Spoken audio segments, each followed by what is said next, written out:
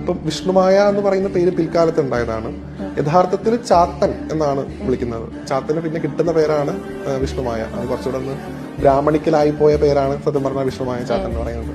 അതിന്റെ കഥ പറയുന്നത്, കഥ ഇപ്പം എത്രയോ കാലം മുമ്പ് നമ്മുടെ പ്രത്യേകിച്ച് കേരളത്തിൽ തനതായിട്ട് നിലനിന്നിരുന്ന ഒരു ആരാധനയായിരുന്നു ചാത്തന്റെ ആരാധന. കാരണം നമുക്ക് ഇവിടെ ഉണ്ടായിരുന്ന പ്രധാനപ്പെട്ട ആരാധനാമൂർത്തികൾ എന്ന് പറയുന്നത് ഒന്ന് ചാത്തനായിരുന്നു, ഒന്ന് കാളിയായിരുന്നു, പിന്നെ നാഗദൈവങ്ങളെ നമ്മൾ ആരാധിച്ചു. ഞാൻ പറഞ്ഞല്ലോ, കാവ് സങ്കല്പമാണ് നമുക്ക് ഉണ്ടായിരുന്നത്. അപ്പൊ ചാത്തൻ കാവുകളും ഭഗവതിയുടെ കാളിയുടെ കാവുകളും നാഗത്തിന്റെ കാവുകളൊക്കെയാണ് ഇവിടെ ഉണ്ടായിരുന്നത്.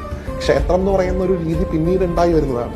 അതിന് നമുക്ക് ഇന്ന് നമ്മൾ ശാസ്താവ് എന്ന് പറഞ്ഞ് ആരാധിക്കുന്ന വലിയ മൂർത്തി, ഇപ്പൊ നമ്മൾ നേരത്തെ പറഞ്ഞ പോലെ മോഹിനിയുടെയും മഹാദേവന്റെയും പുത്രനായിട്ടുണ്ടാവുന്ന ശാസ്താവ് എന്ന് പറയുന്ന മൂർത്തിയുടെ ഗ്രാമ്യവും വന്യവുമായിട്ടുള്ള ഭാഷാഭേദമാണ് ചാത്തൻ.